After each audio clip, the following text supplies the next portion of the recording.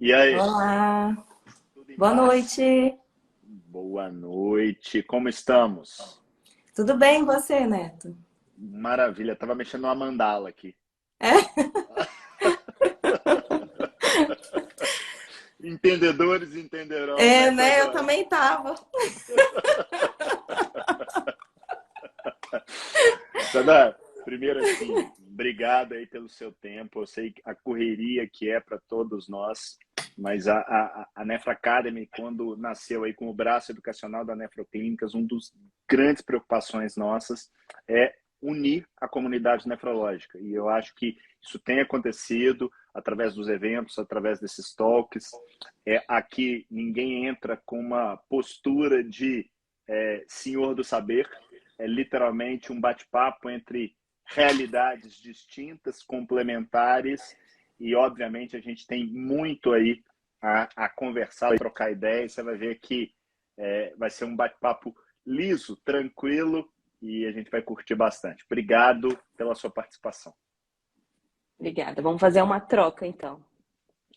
Show de bola. Isadora, antes da gente começar propriamente do tema, eu queria até chamar a atenção para o pessoal.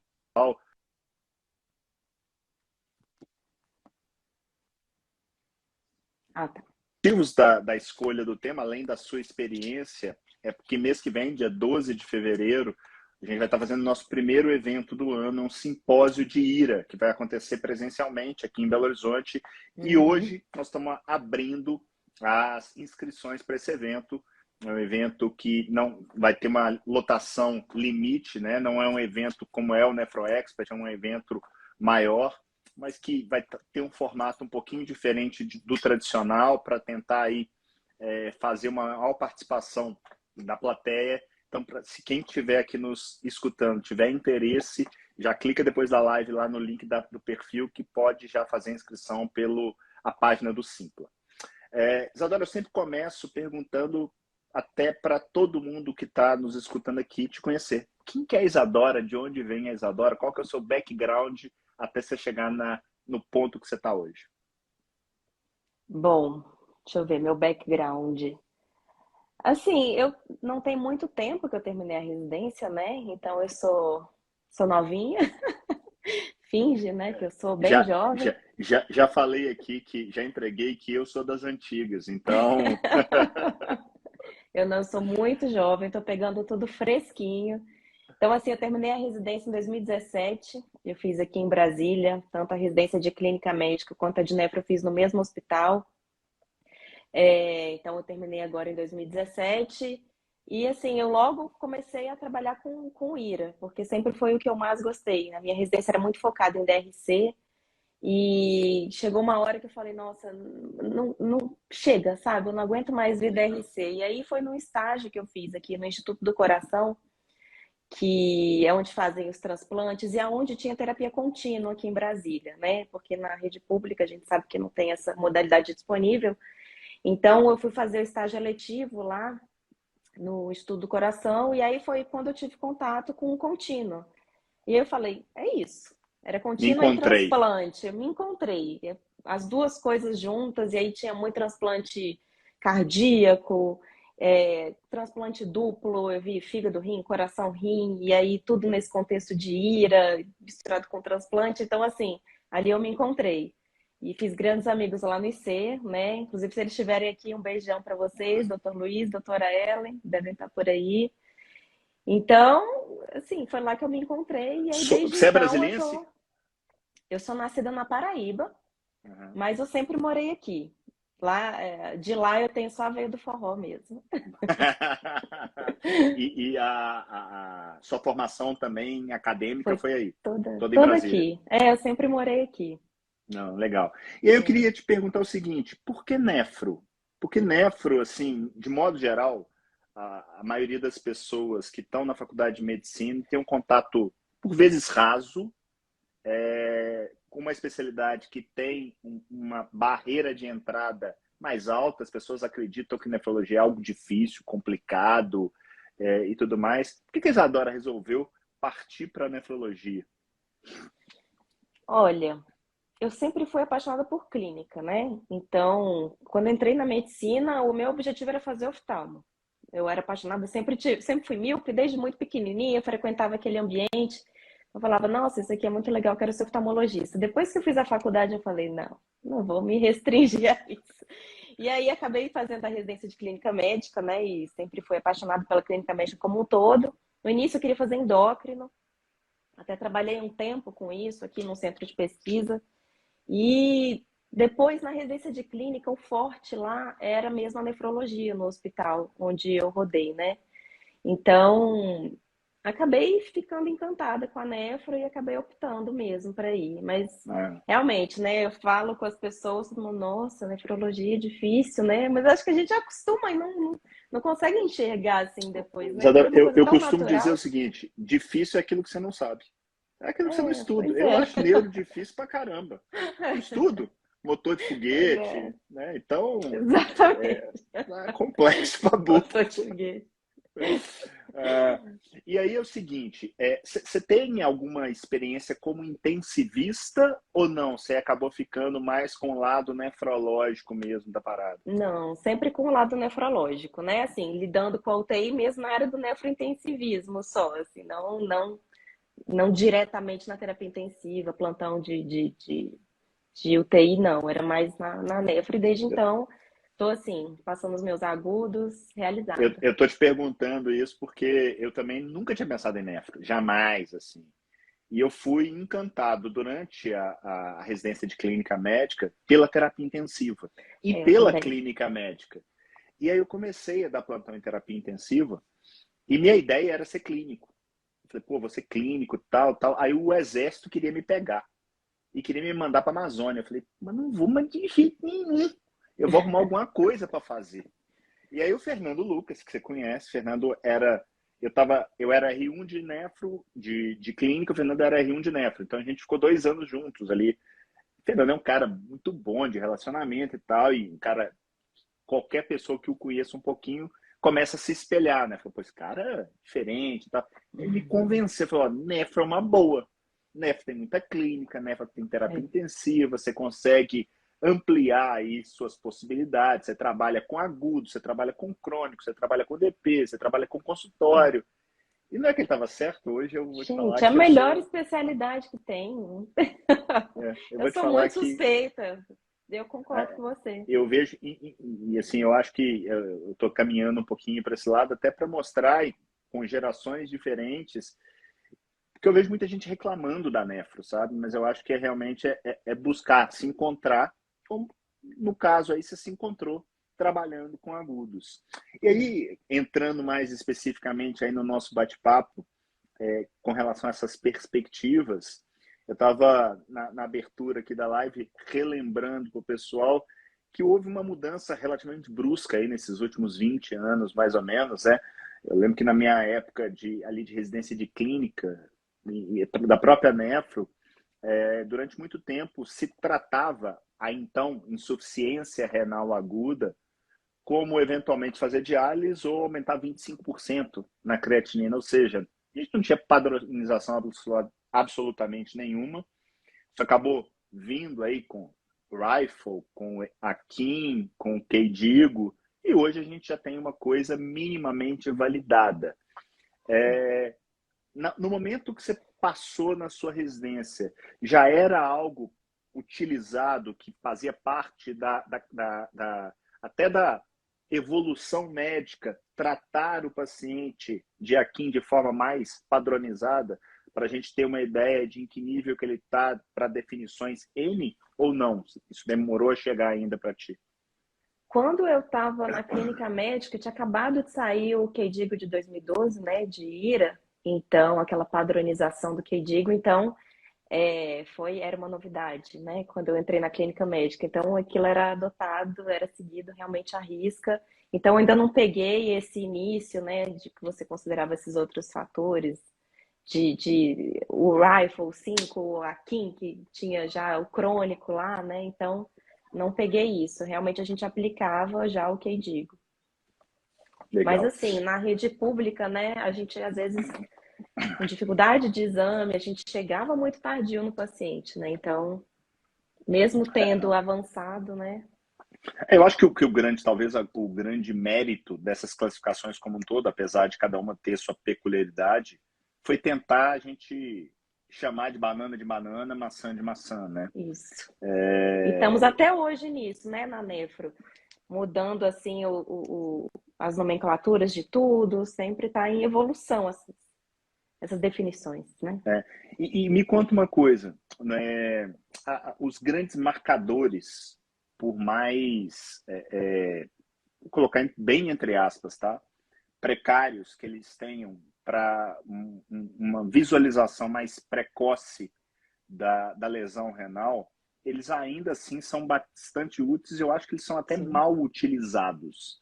Eu sim. não sei qual que é a sua realidade aí, mas não é infrequente creatinina elevar, fazer padrões aí de lesão renal, pegando especificamente do que eu digo, caminhar 1, 2, 3 e ninguém chamar nefro, e débito urinário nem se fala. As pessoas não conseguem muitas vezes fazer um balanço bem feito, adequadamente. Isso eu não estou falando do sistema público, não. Estou falando de grandes hospitais aí, Brasil Fora da afora. terapia intensiva, né? Esquece balanço hídrico. A gente não usa o parâmetro de urese, né? É mais um parâmetro de terapia intensiva. Na verdade, a minha pergunta para você é o seguinte: você já me respondeu parte dela, que é a realidade se replica também aí onde você está. O que você acredita que nós, como comunidade nefrológica, podemos fazer para tentar. Porque a gente fica, às vezes, olhando lá na frente, olhando para biomarcadores, olhando para o futuro. E aquilo que a gente tem é o sujeito que quer uma Ferrari, mas ele não consegue dirigir um Fusca. O que você acha que nós podemos fazer, talvez que consiga otimizar aquilo que a gente tem hoje e otimizando aquilo que a gente tem hoje, a gente talvez conseguir melhorar os resultados? Olha, eu acho assim, Neto, a gente na residência de nefrologia, a gente viramos excelentes interpretadores, né? De todo aquele pacote que a gente tá, história clínica do paciente, antecedentes, somos grandes detetives. Então a gente tem que usar tudo que a gente tem de história de exame físico, de histórico de medicamentos, de história prévia do doente, de comorbidades. A gente tem que saber interpretar isso. Então, um bom nefrologista não é aquele que conhece qual biomarcador vai ser usado daqui a tantos anos. Não, a gente tem que saber jogar com as ferramentas que a gente tem hoje e com isso, né, fazer a melhor prática para o nosso doente. Então, eu até brinco com o Dr. Edson, né, da creatinina, que me deu o título de embaixadora da creatinina, inclusive, Você tá porque eu sou chique, uma hein? entusiasta da creatinina também. Eu falo isso com ele, que a boa residência, né, uma boa interpretação disso, tanto da creatinina, do débito urinário, que são os parâmetros, né, que a gente usa no que digo, mas também tudo aquilo que a gente tem de histórico do paciente, de conhecer quais são os fatores de risco e saber interpretar da melhor maneira, né? Tudo que a gente tem, todas as ferramentas que a gente tem na mão. E assim, falando de uma estratégia que, assim, com custo mínimo, custo quase zero que a gente tem na terapia intensiva, é o teste de estresse com furosemida, né? Então, aquele paciente que está no estágio 1, 2, a gente, dependendo, né, de qual o quadro do paciente, a gente lançar a mão desse teste, a gente consegue predizer qual vai ser a evolução daquele doente. Então, foi uma ferramenta muito boa que surgiu também e que a gente lança a mão com muita frequência. Um negócio que eu estava lendo há um tempo atrás, eu sou um entusiasta de tecnologia, apesar de não ser Uhum. um grande entendedor, né? Mas eu sou daqueles early adopters de testar, de chegar e gostar e tal. É, essas várias ferramentas, esse ferramental aí de inteligência artificial, machine learning que está chegando, Uhum, às vezes uhum. a gente fica achando que é uma coisa muito distante e de repente você pode ter simplesmente um alerta para o médico nefrologista, para o médico do paciente, falando assim: olha, a creatinina do seu paciente que chegou ontem subiu 0,4. Ele já tem critério de lesão renal aguda. Será que você quer corrigir medicamento? Será que você não quer? Então, às vezes são coisas muito pequenas. Quando eu vi esse negócio, eu falei, já levei isso para o hospital. Falei, olha, será que dá para a gente fazer isso? Porque a gente fica sempre naquela, assim, não dá, não. Eu jogo o É. problema. E tento, de uma certa maneira, ver se sai alguma coisa. Quem sabe a gente não consegue trazer dentro de casa. Uhum. Hoje, felizmente, tem um sujeito que está no hospital onde eu presto serviço da informática, que o cara, assim, gosta disso. Ele gosta de desafio. Então, ele já está assim, Uhum. vamos tentar, vamos tentar. Então, essas coisas, às vezes pequenas, elas têm muito mais valor para hoje do que, eventualmente, aquilo que vai ter daqui a algum tempo, né? Outra coisa que eu queria saber do seu é o seguinte: nesses últimos anos a gente conseguiu enxergar melhor as questões numéricas no que tange a ira, né? Uhum. E uma das coisas que me chama muita atenção, inclusive isso vai ser falado no simpósio, a gente tende a não valorizar o pós-ira. Ou seja, Uhum. o sujeito, sei lá, infarta, é óbvio que ele vai ser acompanhado no pós por um cardiologista. O cara Uhum. tem uma ira, independente do grau. Se ele melhorou funcionalmente, e às vezes, mesmo que ele não tenha retornado totalmente para um nível basal de creatinina, ele se perde muitas vezes no sistema. Você tem alguma experiência com isso? O que você acha desse tema aí para Uhum. ser trabalhado por nós nefrologistas? Não, você está coberto de razão. Eu acho que a gente negligencia muitas vezes, né? O paciente depois de um episódio de ira. Olha assim, creatinina no basal, ok, tá tudo bem. Isso que às vezes até pela correria do dia a dia, deixa passar, né? Que não necessariamente aquela creatinina ter voltado ao basal é realmente recuperação. Às vezes o paciente ficou muito tempo internado, perdeu massa magra, o paciente às vezes está mais congesto. Então é por isso que é tão importante, né? A gente ter essa continuidade no cuidado do paciente no pós-ira, realmente. Não só após ele ir de alta, mas ainda dentro do hospital. Esse paciente pode ainda estar com uma lesão e você está passando batido e ele às vezes volta, recai, né? Faz uma nova lesão na própria internação.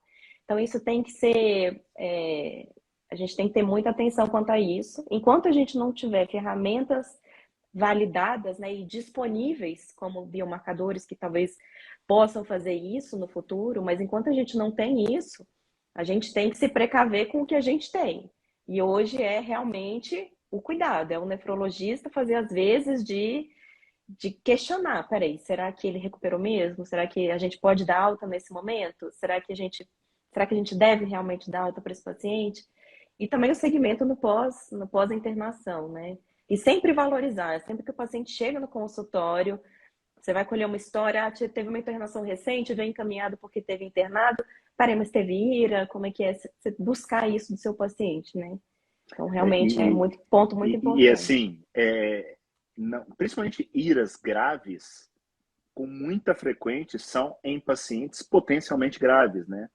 Leia-se aí hipertensos, diabéticos, obesos, idosos, que são justamente os de maior risco para a doença renal crônica. Sim. Então, para mim é algo hoje tão óbvio e que até algum tempo, pouco tempo atrás, eu subvalorizava. Eu chegava e falava assim, ah não, tá bom, melhorou e tal. E isso que você falou para mim é perfeito, na correria do dia a dia, muitas das coisas que eventualmente são óbvias passam batido por não serem rotina, né? É. Então, um dos motivos da gente colocar nesse simpósio de IRA uma palestra sobre o tema foi justamente para alertar a comunidade nefrológica, da terapia intensiva, hospitalistas, que esse sujeito ele precisa sair já com uma carta Red convite. flag, né? Exatamente. Ó, amigo, sua data de consulta com o nefrologista, se você não tem ainda, é dia tal. Uhum. Porque aí cria-se esse canal e aí você mantém um acompanhamento para ver se realmente a coisa se resolveu completamente ou eventualmente ficou, como você bem lembrou, né? O catabolismo durante a internação é muito grande, tá? A perda de Sim. massa magra é algo absurdo por vezes. Será que esse sujeito que está saindo com uma creatina aparentemente normal, 3 meses depois, na hora que ele recuperar nutricionalmente, será que não vai estar 50% acima do que ele tinha como basal? Né? Então, acho que é uma boa dica aí para todo mundo aí que trabalha na área estar pensando e vendo como que consegue levar isso para a ponta da assistência. Uhum. A gente estava trocando uns artigos uns dias para trás e você me mandou um artigo bem legal do Belomo, que eu não conhecia, inclusive, falando de perspectivas de IRA. Inclusive, foi dali que a gente falou assim, opa, por que não conversar a respeito desse tema? E uma coisa daquele artigo que eu achei bem legal é o tanto de biomarcador que tem sido estudado. Qual que é a sua impressão pessoal?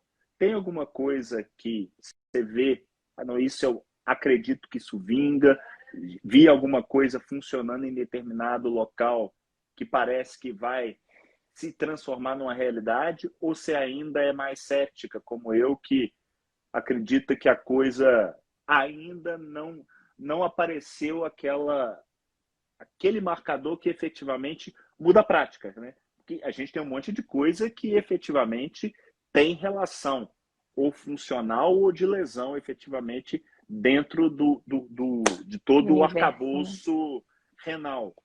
Você consegue, você já percebeu? Fala, se tivesse que colocar dinheiro, onde é que você colocaria? Deixa eu ver. Assim, até durante a pandemia, primeiro de tudo, o ADOC ano passado, né, teve aquele grupo de nefrologistas, se não me engano, tem nefrologistas, tem farmacêuticos, tem toda a equipe envolvida, né, no tema. Eles se reuniram ano passado no ADOC e, inclusive, eles fizeram uma nova classificação, incluindo já biomarcadores. Então, no ADOC anterior a esse, a conclusão é não vamos colocar biomarcadores, ainda tem muita pesquisa acontecendo. Nesse último ADOC, eles continuam colocando essa observação na conclusão, mas eles já ousaram colocar biomarcadores como uma nova proposta de classificação, incluindo eles, porque vários estudos foram realizados mostrando, principalmente naquele paciente eletivo, então aquele paciente de cirurgia cardíaca, que você quer saber no pós-operatório se ele vai cursar com uma IRA ou não, o paciente já é diabético, né? Cirurgia cardíaca, então já tem todos aqueles fatores de risco para doença renal crônica também, já tem para IRA. Então, assim, o que eu vi que talvez eu colocasse dinheiro seria no NephroCheck, por exemplo, porque são dois biomarcadores que são utilizados na urina do paciente e já tem, inclusive, valores de corte que são muito discrepantes. Então, assim, se for menor que 0,3, o risco desse paciente progredir para uma IRA mais grave é pequeno, e se for acima de 2, a chance dele progredir é muito grande. Então, tem esse Zona intervalo cinza, né? aí muito cinzento, mas talvez naquele paciente com 0,3 você já possa ter um pouco mais de tranquilidade, ou até um pouquinho mais elevado, você já não, peraí, nesse paciente a gente vai evitar tal medicação, a gente vai tomar tal medida, né, fazer um pacote especial para aquele paciente de prevenção de IRA. Então, eu acho que os estudos já vêm mostrando, inclusive já foram realizados estudos no COVID, então paciente que internava com COVID, se não me engano, teve estudo com o NephroCheck, se não me engano, com o NGAL, né? O NGAL é de dano, ele é indicador de dano renal, e o NephroCheck seria mais de estresse, então talvez uma alteração mais funcional ele consegue predizer. Então, esses dois parecem os mais avançados na pesquisa, tanto que eles já ousaram colocar no ADOC, inclusive o artigo que a gente trocou, eles falam bastante desses dois especificamente. Então, assim, talvez esses dois sejam interessantes e eu acho que vai ter uma perspectiva boa, viu? Porque além dessa zona cinzenta que a gente falou agora, tem aquela zona cinzenta do paciente subclínico, né? Que você não sabe, às vezes você faz o biomarcador, o paciente tem a creatinina normal, mas aí com o biomarcador alterado. Então, às vezes ele tem uma IRA subclínica, a gente não tá vendo, e na hora que você faz o biomarcador, você flagra aquilo. Então, isso vai ajudar na definição, né, melhor de IRA, na nossa compreensão. E você sabe que me passa muito na cabeça essa situação específica naquele paciente cheio de possibilidades de fazer lesão renal e que eventualmente não faz algo óbvio e está tomando um anti-inflamatório, por exemplo, né? Quanta gente poderia aí estar mitigando algum tipo de Com lesão que certeza, eventualmente hoje não vai fazer diferença, mas no futuro pode ser aquilo com entre certeza, ele ficar mais ou menos tempo em diálise, né? Então, com certeza. e eu concordo contigo. Acho que é engraçado que o Enigal, principalmente, ele vem como junto com a cistatina C, Sim. Nesses últimos 20 anos, eles sempre foram as vedetes, né? O Kim correndo ali meio que em paralelo e tal. Mas eu concordo com você, que se nesse momento, se eu tivesse que colocar dinheiro, também colocaria nos dois. Acho que Uhum. é o que aparentemente pode ajudar, e para mim eu tô contigo. Eu acho que é principalmente para a coisa precoce. Eu acho que a Sim. gente não consegue, nesse momento, pelo menos eu não consigo vislumbrar alguma grande mudança conceitual. Eu acho que a coisa tem que ser mais cognitiva, tem que ser mais operacional para mudar desfecho em fases mais tardias, né? Seria isso que a gente Uhum. estava falando aí de usar testes tipo o Furosmith Stress Test, ou, Uhum. por exemplo, tentar lançar a mão de ferramentas tecnológicas para dar alguns avisos. Isso já vem sendo testado mundo afora, né? Porque aquilo, a hora que aparece na sua cara, e você, como nefrologista, fala assim: opa, peraí, tem alguém aqui que eu preciso olhar, isso sendo conversado e combinado dentro da instituição, é algo que eu acho que pode dar bons sinais. Isadora, você comentou dessa questão da lesão funcional. Eu queria que você falasse um pouquinho mais disso, porque eu acho que é um tema extremamente interessante e subvalorizado, por vezes conversado de forma superficial. Como é que você enxerga esse tipo de lesão e como é que você acha que isso tem que ser pensado, mesmo que a gente ainda não tenha um ferramental apropriado para detectar isso? É, então, assim, a gente tem a nossa função renal, né, que a gente mede ali pela creatinina, você vê se você tem algum dano, você está com o seu paciente lá na sua frente, você vê se ele tem uma creatina normal, se ele tem uma proteinúria, você tem essas duas ferramentas. Mas como saber se esse paciente, por exemplo, se ele for submetido a talvez uma medicação nefrotóxica, talvez um procedimento de grande porte, uma cirurgia abdominal, uma cirurgia cardíaca, o que você pode lançar a mão para saber, né, tentar predizer se esse paciente vai ou não evoluir com IRA. Então, uma coisa muito interessante que foi até, eu acho que foi do próprio Ronco esse princípio, que é da reserva funcional renal. Então, ou se for o Dr. Ming Chawla, não tem certeza, o Chawla ou o Ronco, ou os dois.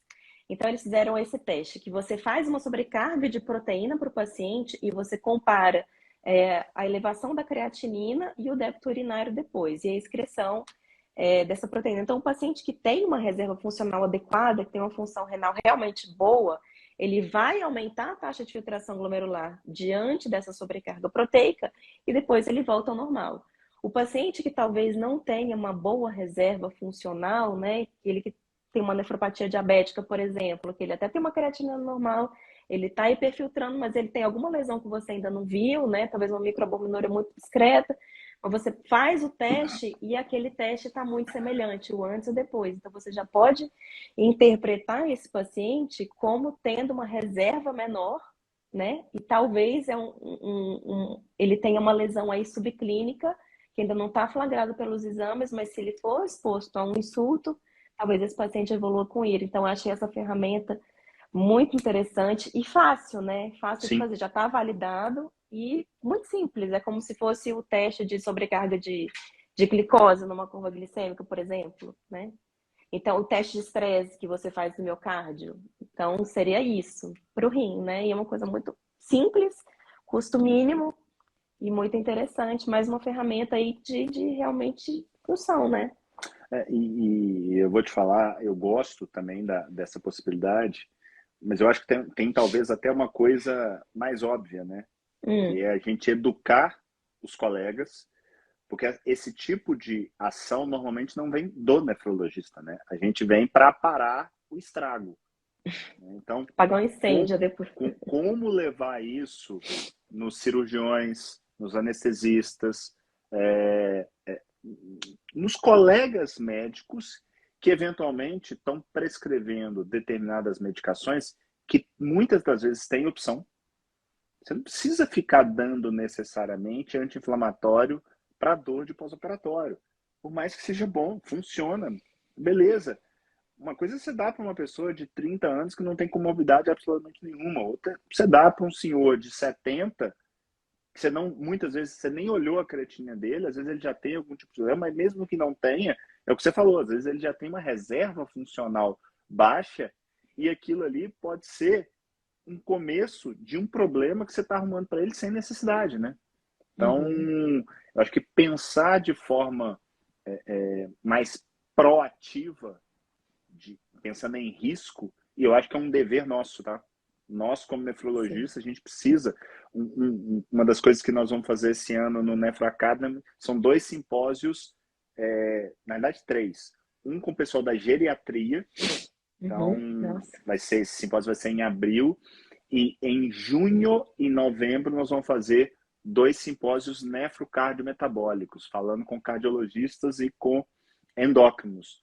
E eu acho Uhum. que é uma oportunidade da gente começar a interagir com outras especialidades correlatas para dar voz a isso, né? Porque se o nefro não está em todo lugar, a hora que a gente É. começa a conversar com outras especialidades da importância da prevenção, que é cada vez mais uma retórica, não só na nefrologia, não só na IRA, eu acho que a gente tem grande possibilidade de conseguir benefícios que transcendem, às vezes, uma nova tecnologia ou alguma coisa que realmente pode, obviamente, ajudar, mas eu tenho muita dúvida da bala de prata, sabe?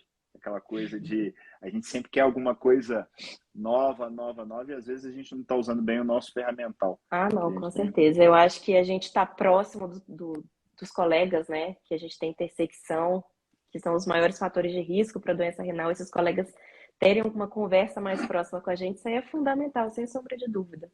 A gente está presente aí nesses momentos e não chegando só depois, na hora da terapia renal substitutiva, quando a creatinina já alterou, já, enfim, o paciente já perdeu, talvez, já tem algum dano renal, né?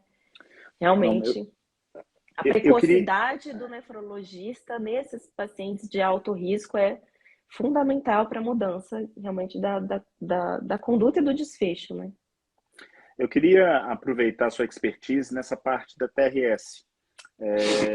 Primeiro, eu queria, assim, ser uma pessoa que trabalha já há alguns anos aí com terapia contínua como sendo um arsenal terapêutico e não só.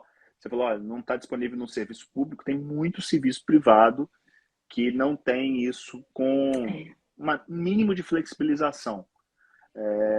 Então, eu queria escutar, porque qual que é o grande X da questão, tá? Na minha opinião. Quando a gente trabalha terapias contínuas versus híbridas ou convencionais, olhar para um desfecho como morte exigiria-se trabalhos muito grandes para achar eventualmente uma diferença que pode existir, eu acho que até pode existir, mas que é pequena.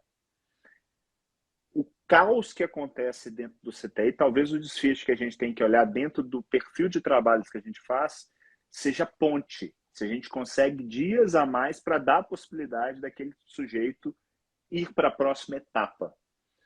Como é que você vê essa questão da contínua barra outras terapias no seu dia a dia, se você tem ou não tem algum tipo de restrição e como é que você usa isso? Não, não, a gente, graças a Deus, onde eu trabalho, tem acesso restrito, até porque antes eu ficava sofrendo, né? Quando eu estava mais na rede pública, vendo aquele paciente que às vezes precisava de uma UF muito grande, tinha uma máquina só disponível, eu tinha que ficar revezando entre um monte de gente, você não conseguia fazer um tempo adequado para fazer aquela UF necessária. Então, hoje, esse aperto não tem passado. Então, quando é indicação de contínua, a gente faz contínua. Agora, a gente usa realmente nas indicações clássicas, tá? A gente não hiperutiliza contínua, né? A gente utiliza quando o paciente tem uma sepse muito grave, quando ele está com droga muito alta, ele precisa de uma UF muito elevada, ele está com um balanço muito positivado, e você não vai conseguir resolver aquele problema, né, aquela UF necessária no tempo que você tem, né? Então, a gente utiliza nas indicações clássicas de contínua, mas a gente também faz muita convencional com sucesso.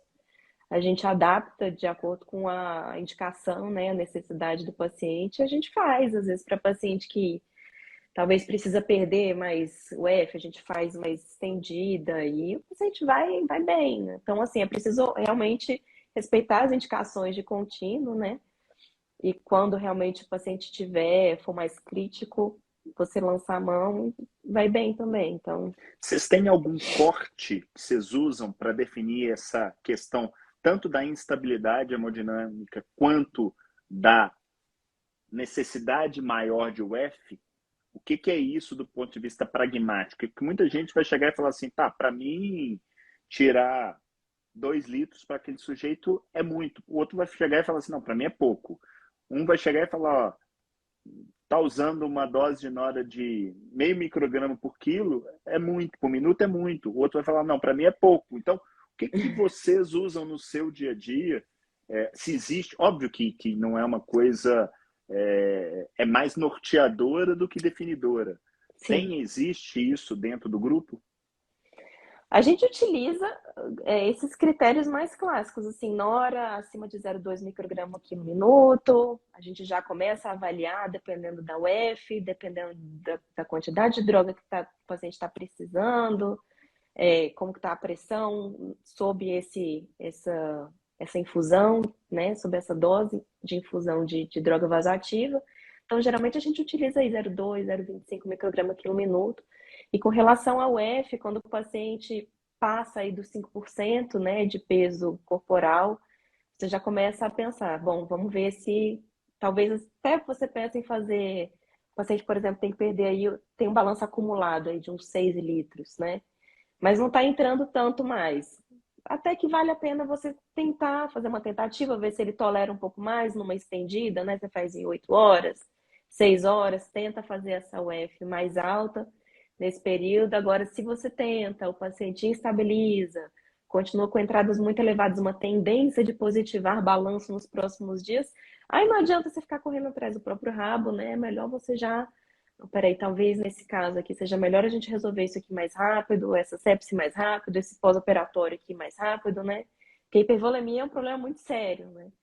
Então, a gente tenta não ter um limiar tão baixo, né? Nem tão alto. E você que trabalhou dos dois lados, você trabalhou em um local onde você não tinha contínua e você tinha esses pacientes graves.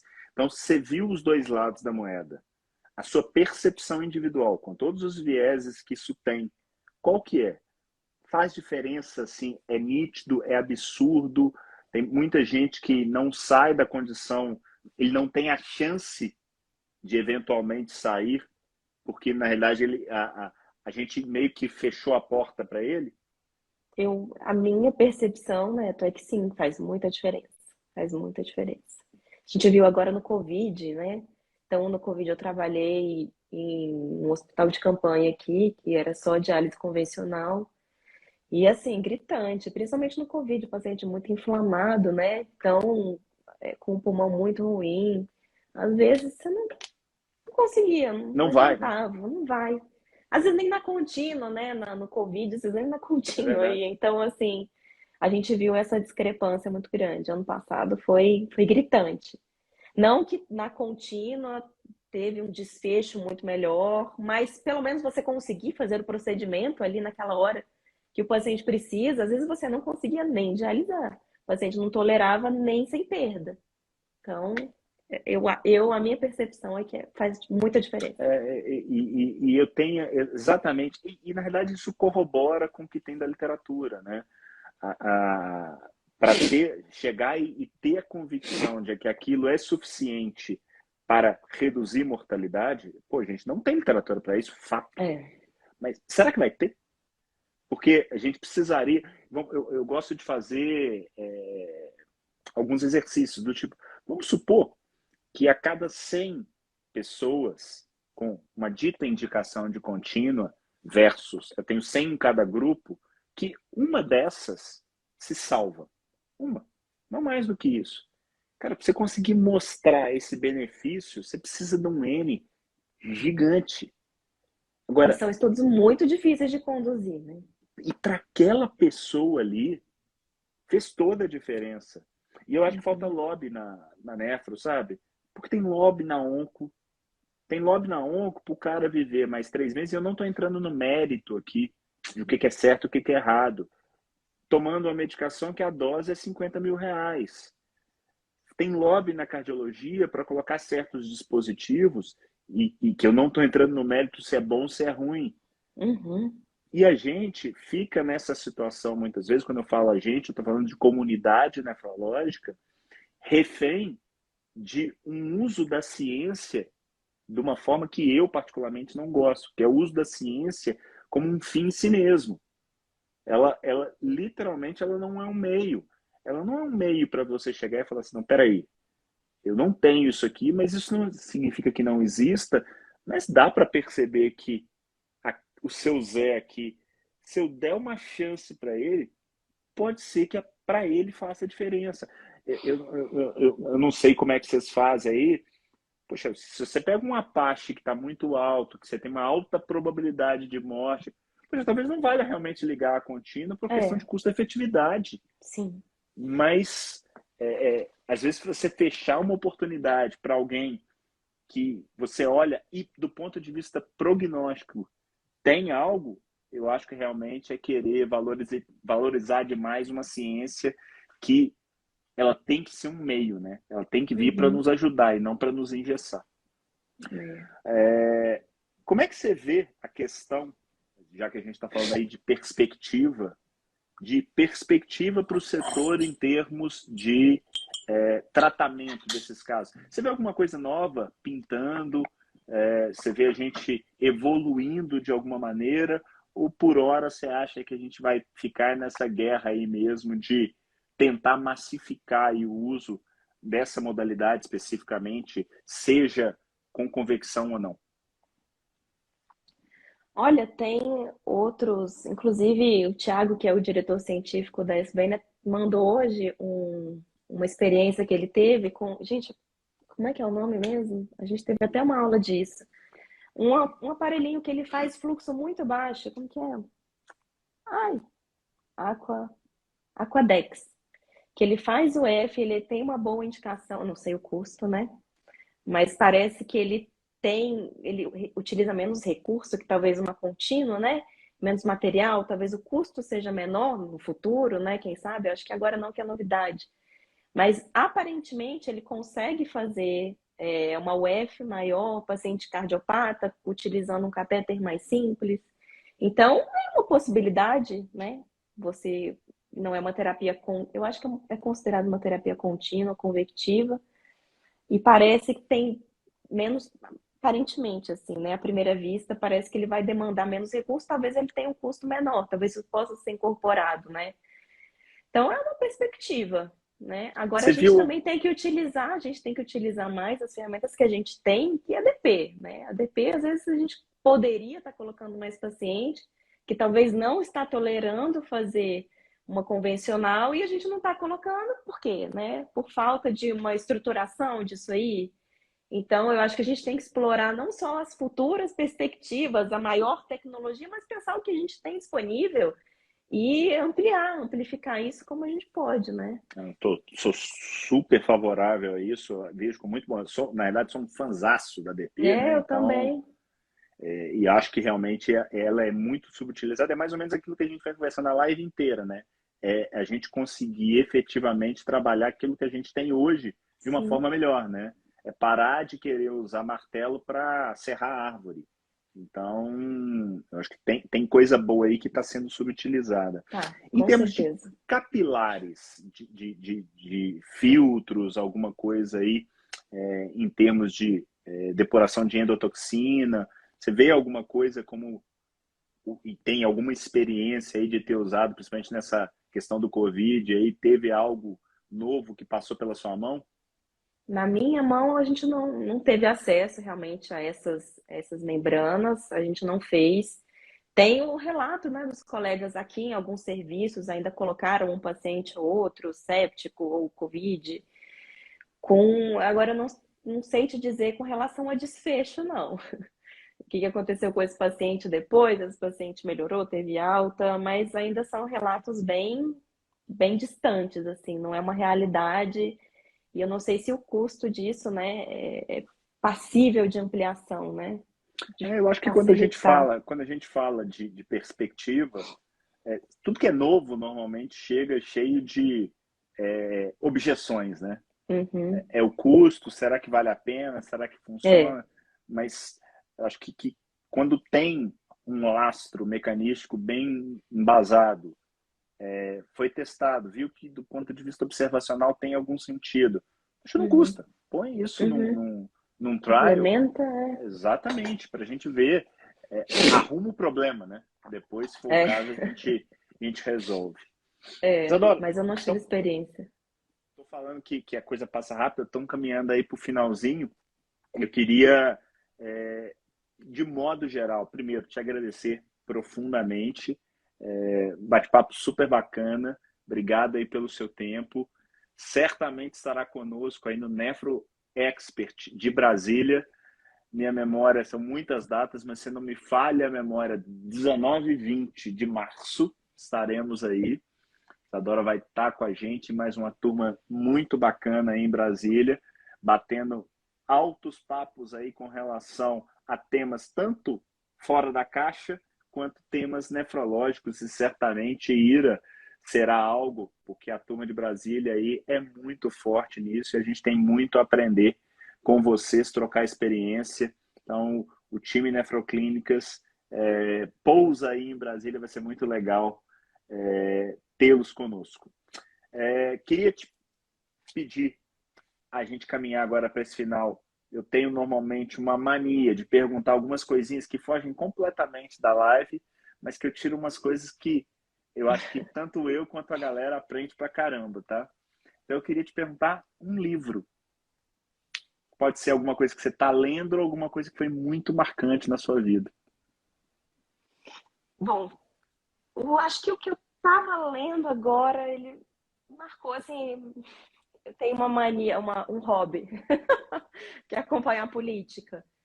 Sério? Então, Estando em é um Brasília, você está no problema, lugar certo. é um problema. Você fica meio viciado naquilo que parece novela, né? Várias reviravoltas. O House of Cards da vida real. Então, eu estava lendo um livro que chama Pare de Acreditar no Governo. Acabei há pouco, e aí eu acho ele muito bom. Eu acho que vale a pena para a gente, enquanto brasileiros, Esse eu vou ler anotar, hein? este livro. Pare de. Assim, fácil, né? Pare de acreditar no governo, Pare de acreditar fácil. no governo, ou porque os brasileiros amam políticos, tem o subtítulo. Odeiam a política, mas amam políticos. É muito bom. Entendi. É bem Muito bom. provocador. Massa, tá anotado aqui, vai entrar. Eu sou um leitor contumaz. Então, esse aqui entrou aqui na minha lista. Uma outra coisa é o seguinte: se você te pudesse colocar num outdoor, na principal avenida aí de Brasília, ali do lado do palácio e tal, uma frase, qual seria? Ai, meu Deus. Uma frase. Eu Pode ser acho. sua, pode ser de outra pessoa, tanto faz. Tem uma que eu gosto muito que é assim: é impossível uma pessoa aprender aquilo que ela acha que já sabe. Então, eu acho essa frase muito boa, porque às vezes a gente precisa ter humildade, né? Zero É, soberba e tá aberto a sempre estar aprendendo, né? é o socrático, só sei que nada sei. Se você não Exatamente. entender Em isso, outras você já está saindo palavras, atrás. essa frase é de um filósofo também, bem antigo, mas não sei se da época de Sócrates, que é o Epíteto. Legal, muito, muito, muito bom. Já tinha escutado, não lembrava que era de epíteto, mas eu já tinha escutado essa frase. Terceira pergunta: se Ai, você ai. pudesse escolher jantar com alguém, vivo ou morto, quem seria? É uma pessoa que eu admiro muito, assim, que eu acho incrível, que é o Papa. O Papa Francisco, eu adoraria conhecê-lo um dia, jantar então. E eu acho que o Senna, se eu pudesse, Ayrton Senna, eu Pô, acho que legal. seria imagina, você Porra, me jantar com chama Ayrton pra essa. Senna. O cara era incrível. Eu acho que são duas personalidades aí que eu iria com certeza. E eu queria uma mensagem de despedida sua para a turma. Uma mensagem de despedida, meu Deus. Primeiro eu quero agradecer o convite, né? É, Gostou? Gostei. A Que mandala bom. tá. Aquela A figurinha mandala está tá uma roubada. beleza. Não, eu queria agradecer pelo convite. Eu acho que realmente o Nefro Academy, a Nefroclínicas, todo o objetivo, né, que vocês têm de mudar a nefrologia é uma coisa linda, muito válida, vai impactar, em última análise, principalmente quem mais precisa lá na ponta, que são os nossos pacientes, né? Que às vezes não sabe nem que existe a especialidade, não sabe nem que existe o nefrologista. Então, eu acho muito importante essa difusão da especialidade, do que a gente faz, do quanto é importante, e vocês estão de parabéns nessa iniciativa que é linda de difundir mais a nefrologia. Então, agradecer pela live, parabenizar vocês. E é isso. Tamo junto, tamo junto. Isso é literalmente levantar uma bandeira e eu sei É, que cada vez mais vai ter gente boa como você perto para, através da educação, talvez essa seja a nossa grande bandeira, levar isso para os profissionais, para os nossos clientes, para as pessoas que estão aí ao redor. Nada melhor do que essa educação bem aplicada para realmente gerar frutos. E eu não tenho dúvida nenhuma, com um pouco mais de um ano aí da gente fazendo esse trabalho, é muita coisa boa voltou aí para a comunidade, para a gente pessoalmente. sem É dúvida. muito. Então, eu falo que é um prazer estar aqui toda terça-feira batendo um papo, mas tem uma surpresa. Semana que vem eu vou apresentar um novo host. Então, Eita. a gente está, como a ideia realmente não é o canal do Neto, o canal da Nefroclínicas, é o canal da nefrologia brasileira. Então, tem uma surpresa para a semana que vem, vai ter um novo host aqui do Nefrotalks. Obviamente, Eu eu tô vou ainda curiosa já. participar de vários. O objetivo é esse. Dá um spoiler, por favor, em off. É um cara top. Na verdade, para esse mês vão vir dois novos hosts. Um na próxima semana e um no fim do mês.